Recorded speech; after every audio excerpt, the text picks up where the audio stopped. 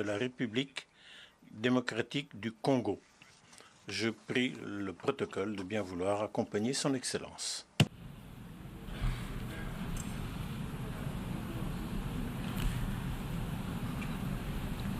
On behalf of the General Assembly, au nom de l'Assemblée générale, j'ai l'honneur de souhaiter la bienvenue à son Excellence Félix Antoine Tshisekedi Tshilombo, président de la République démocratique du Congo, et je l'invite à s'adresser à l'Assemblée. Excellence, à vous. Président de l'Assemblée générale des Nations unies, Excellences, Mesdames et Messieurs les chefs d'État et de gouvernement, Monsieur le Secrétaire général des Nations unies, Mesdames et Messieurs les chefs de délégation, la tenue de cette 78e session de l'Assemblée générale des Nations unies m'offre l'opportunité de partager avec les États membres de notre organisation la vision et les préoccupations majeures de mon pays, la République démocratique du Congo, face aux enjeux de l'heure dans le monde. Cependant, en avant-propos, je voudrais féliciter son Excellence M.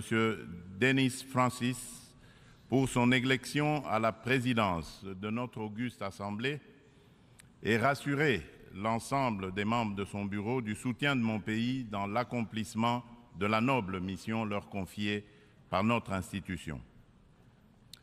Je m'en voudrais si je ne remerciais pas le président sortant, M. Saba Korosi, pour son leadership clairvoyant et son dévouement qui ont contribué à faire avancer les débats et à trouver des solutions concertées.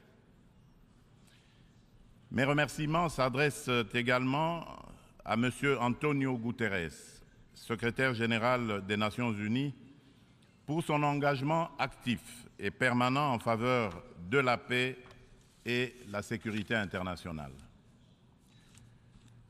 Monsieur le Président, pendant que se tient ici à New York cette session, le peuple marocain n'a pas encore fini de pleurer ses victimes ni guéri ses plaies par suite des puissants tremblements de terre survenus dans la nuit de vendredi 8 au samedi 9 septembre en cours, causant la mort de plus de 3000 Marocains, en blessant au moins 5000 et détruisant plusieurs villes et localités du royaume. De même, les Libyens ne sont pas encore sortis des traumatismes des inondations qui ont ôté la vie à plus de 20 000 personnes et provoqué d'énormes dégâts matériels le dimanche 10 de ce même mois.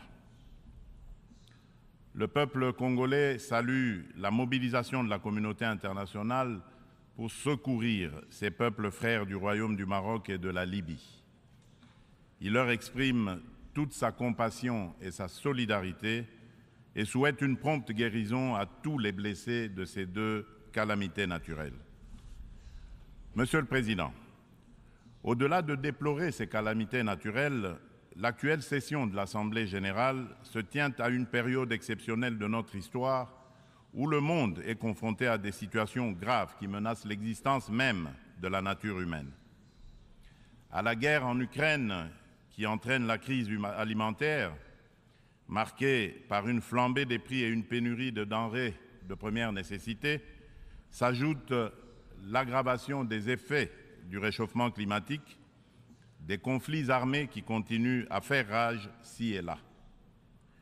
Ces crises qui se renforcent mutuellement mettent au défi le système multilatéral et la coopération internationale. Or, maintenir la paix et la sécurité internationale, garantir la justice et les droits humains, favoriser le progrès social, instaurer les meilleures conditions de vie, sont en effet des vœux unanimes et intemporels de tous les peuples du monde qui doivent par conséquent demeurer au centre de notre action collective suivant une approche réellement multilatérale et inclusive. Nous sommes interpellés à travailler ensemble en vue de répondre à ces défis qui sont de portée existentielle. C'est pour cette raison fondamentale que je salue la pertinence du thème central annuel de cette session, intitulé « Rétablir la confiance et raviver la solidarité mondiale, accélérer l'action menée pour réaliser le programme 2030 et les objectifs de développement durable en faveur de la paix, de la prospérité, du progrès et de la durabilité pour tous. » Cette thématique place les valeurs de solidarité et de confiance au cœur des facteurs de la relance et l'accélération des solutions aux défis mondiaux étroitement imbriqués afin que faire progresser la paix, la sécurité et le développement durable. Ces deux valeurs prennent tout leur sens dans le contexte de crise que nous vivons aujourd'hui.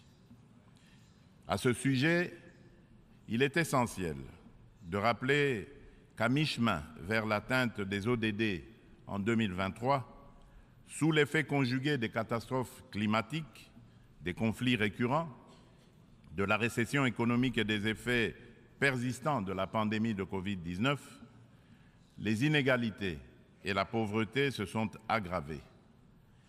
La faim et la malnutrition sont en augmentation. Les besoins humanitaires et les déplacements de population atteignent des niveaux records. Et les catastrophes climatiques et environnementales plongent le monde dans un risque systémique et existentiel des plus graves. Pour venir à bout de ces fléaux qui sont des menaces réelles à la paix et à la sécurité internationale, ainsi qu'un obstacle majeur à la prospérité et au progrès des nations, il est évident que la mutualisation des énergies et une approche multilatérale dans la confiance réciproque et la solidarité sont des atouts majeurs et indispensables.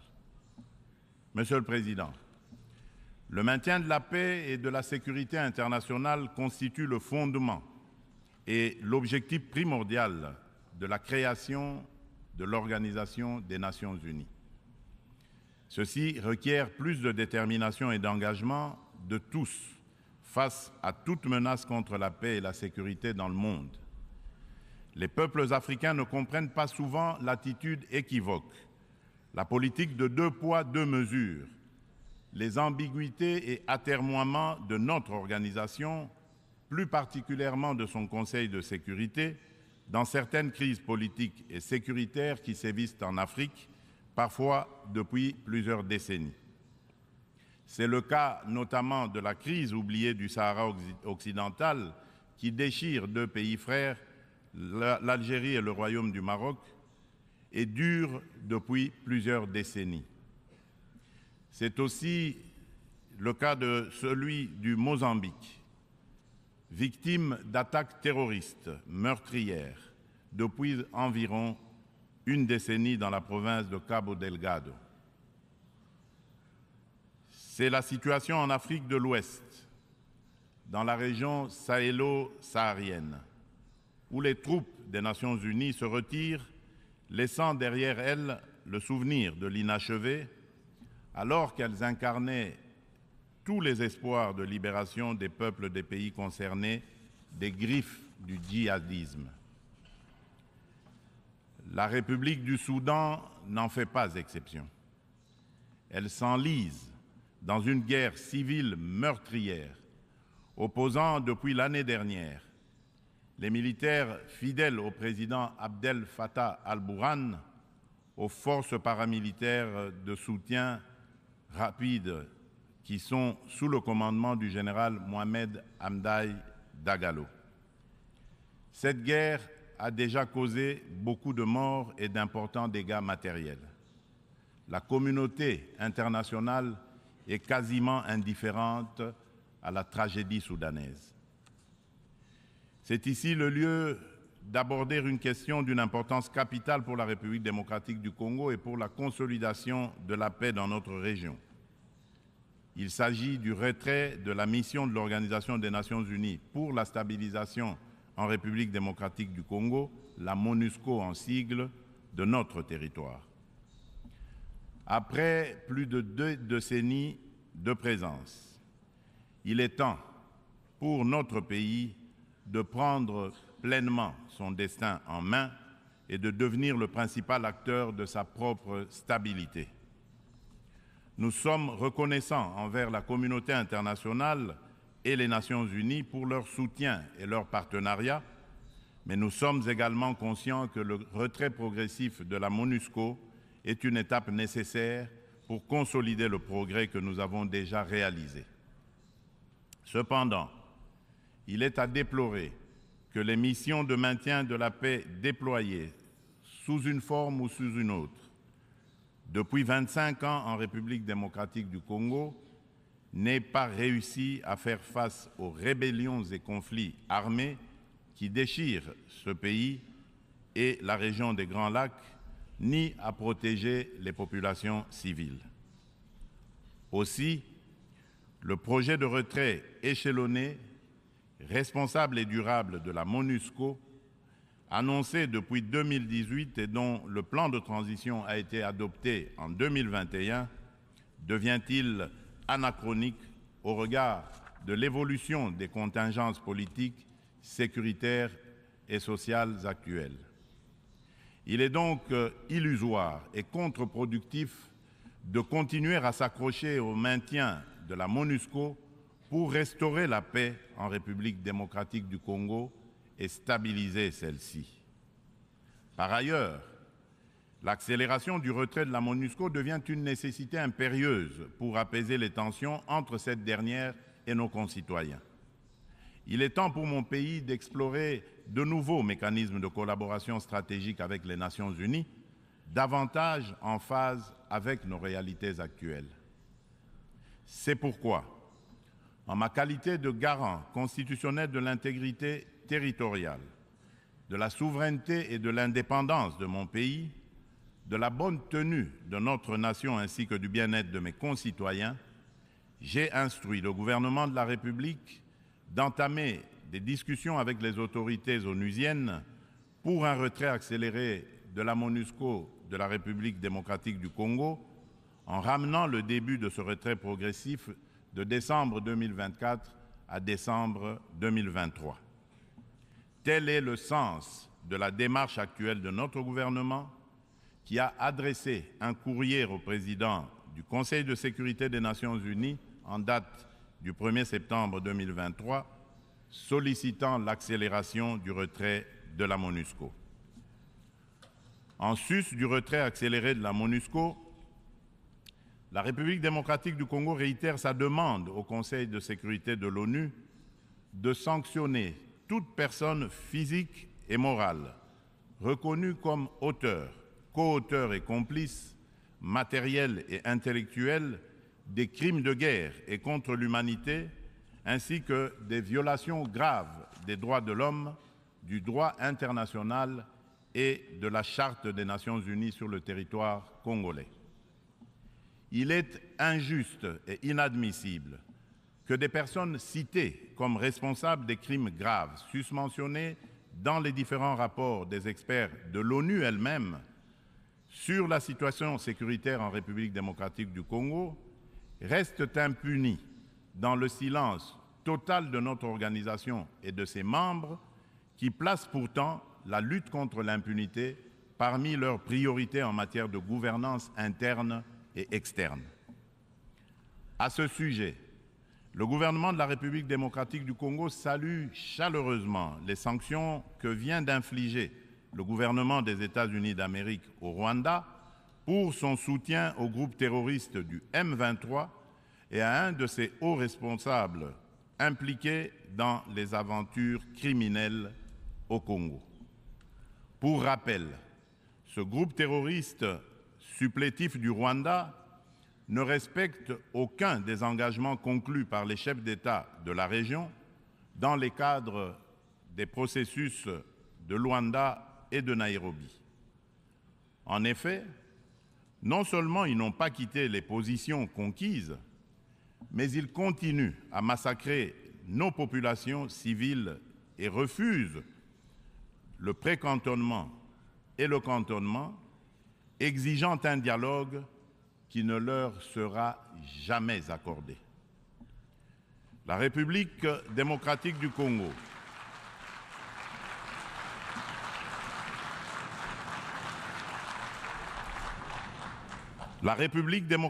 du Congo espère que les autres États suivront ce bon exemple montré par les États-Unis d'Amérique de soutien à la lutte commune contre l'impunité et au triomphe des idéaux de justice et de solidarité entre les peuples.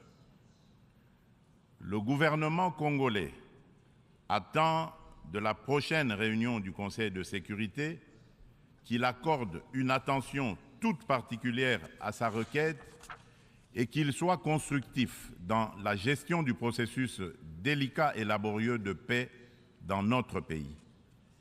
Monsieur le Président, un autre défi qui préoccupe au plus haut point toutes les nations du monde est celui du réchauffement de notre planète. Point n'est encore besoin de rappeler que l'augmentation de la température depuis quelques décennies affecte la vie de toute l'humanité et nous préoccupe tous.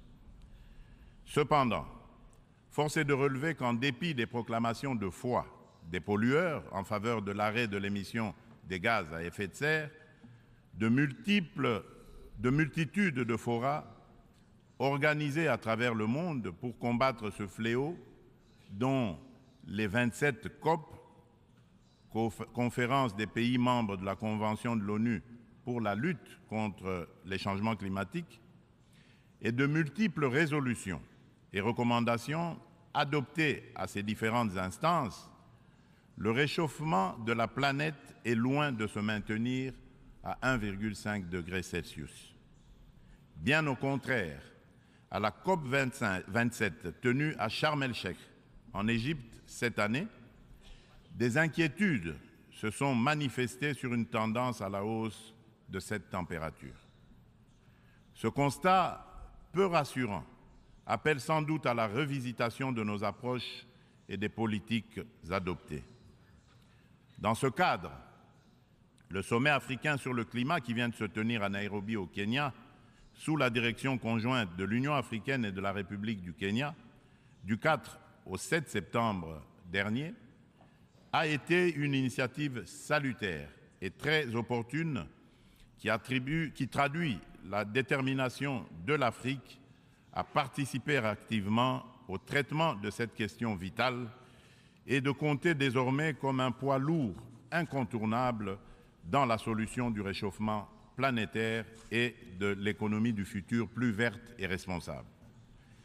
Les Africains sont sortis du sommet avec un cahier de charges commun, contenu dans la déclaration de Nairobi et axé notamment sur la réforme de l'architecture du système financier international pour plus d'équité, la restructuration et l'allègement des dettes de leur pays, la transformation locale de leurs produits et la mise en place d'un régime de taxation de carbone incluant une taxe sur le commerce des combustibles fossiles, ainsi que sur le transport maritime et aérien. Ils ont rappelé également aux riches pollueurs un engagement pris en 2009, mais non encore honoré jusqu'à ce jour, de fournir 100 milliards de dollars américains en financement climatique. La République démocratique du Congo demande aux Nations unies et à l'ensemble de la communauté internationale de prêter une attention particulière aux revendications légitimes de l'Afrique. Dans ce cadre, mon pays appelle à la création d'un marché carbone équitable et des prises incitatives tout en renforçant l'efficacité des financements climatiques. Il espère une opérationnalisation rapide de l'article 6 de l'accord de Paris et soutient l'idée des partenariats mutuellement bénéfiques entre l'État et les secteurs publics. C'est dans la même logique que la République démocratique du Congo réitère sa disponibilité de coopérer avec tout partenaire, public ou privé, pour mettre en valeur ces minerais stratégiques en vue de la transition écologique et a pris des engagements courageux, notamment ceux de consacrer 30% de la superficie de son territoire national à la préservation de la biodiversité et de déposer une contribution prévue déterminée comportant des mesures d'atténuation axées sur 4 secteurs prioritaires: l'agriculture, les forêts, l'énergie et les transferts de technologies, ainsi que des mesures d'adaptation. Monsieur le Président, le multilatéralisme et le respect d'un système mondial fondé sur des règles ont soutenu la paix, la sécurité, la santé et la prospérité dans de vastes parties du monde depuis 78 ans.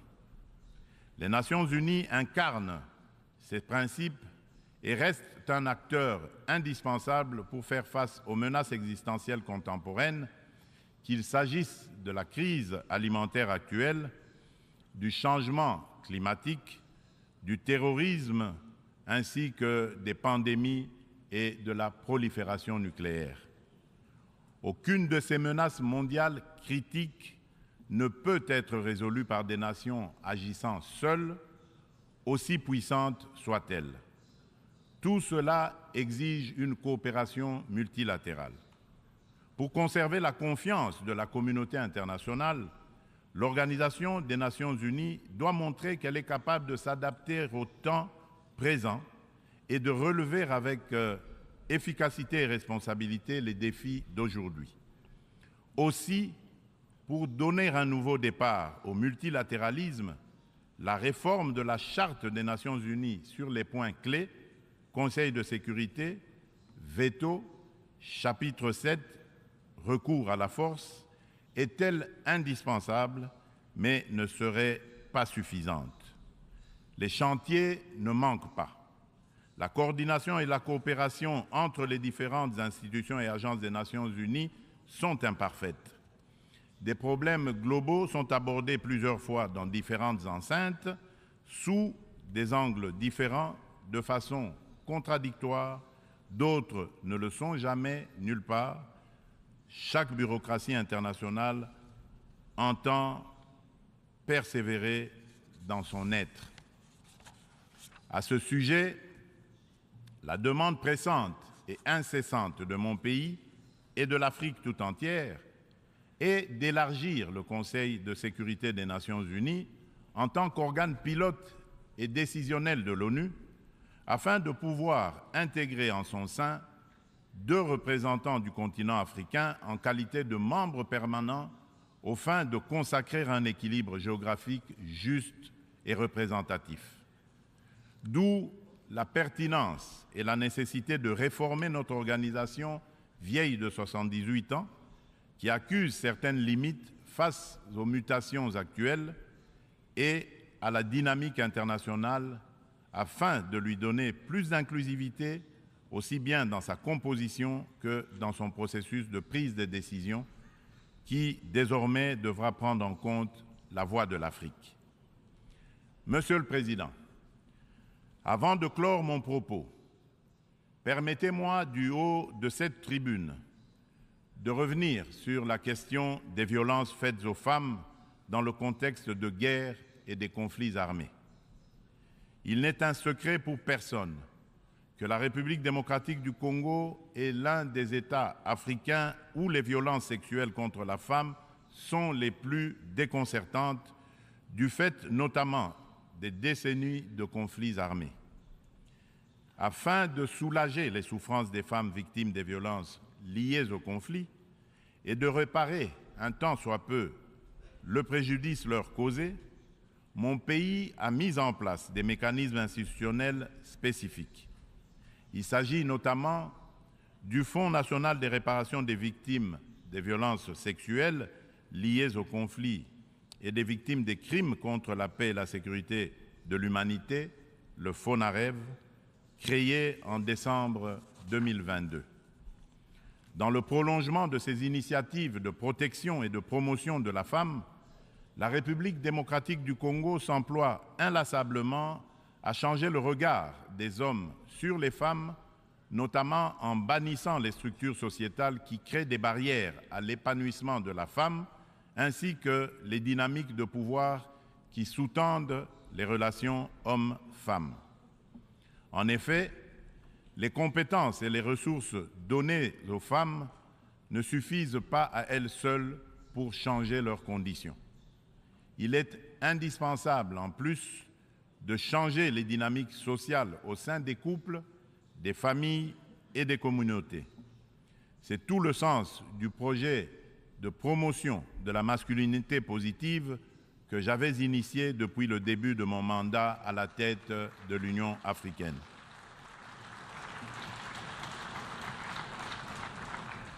Monsieur le Président de l'Assemblée générale des Nations unies, Excellences, Mesdames et Messieurs les chefs d'État et de gouvernement, Monsieur le Secrétaire général des Nations unies, Mesdames et Messieurs les chefs de délégation, pour conclure, je voudrais confirmer une fois de plus qu'à la fin de cette année, des élections générales seront organisées en République démocratique du Congo dans les institutions à mandat électif jusqu'au niveau des communes. En vue de garantir leur succès, toutes les parties impliquées se mobilisent activement. La Commission électorale nationale indépendante, la CENI, a déjà convoqué le corps électoral et publié les listes des candidats pour les législatives nationales et provinciales ainsi que les municipales. Des dispositions sont prises pour assurer la transparence, l'inclusivité, l'égalité des chances et la crédibilité des prochains scrutins. Des invitations ont déjà été lancées aux institutions internationales et organisations non gouvernementales spécialisées en la matière pour mandater leur mission d'observation électorale afin d'accompagner le processus et d'aider l'État congolais à consolider sa jeune démocratie. L'ONU est invitée aussi à y jouer un rôle important par ses institutions spécialisées. Le gouvernement congolais remercie déjà celles des institutions et ONG invitées qui sont déjà à pied d'œuvre.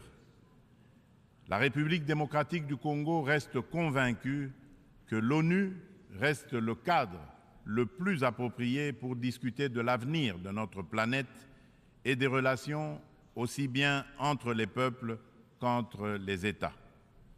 Suite à la tenue d'élections démocratiques et apaisées au Zimbabwe, je lance un appel pressant aux Nations unies de mettre tout en œuvre pour obtenir la levée immédiate des sanctions contre la République du Zimbabwe et son peuple.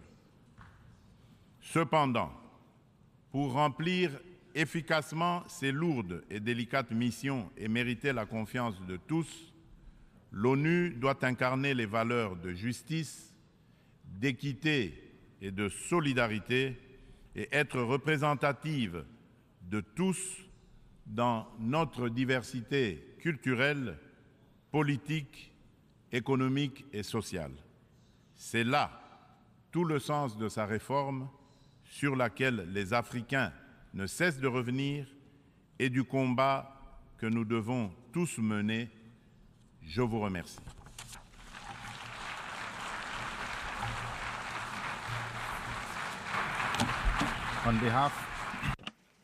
Au nom de l'Assemblée, je tiens à remercier le président de la République démocratique du Congo de l'allocution qu'il vient de prononcer. Je prie le protocole de bien vouloir. L'Assemblée va entendre une allocution de Sa Majesté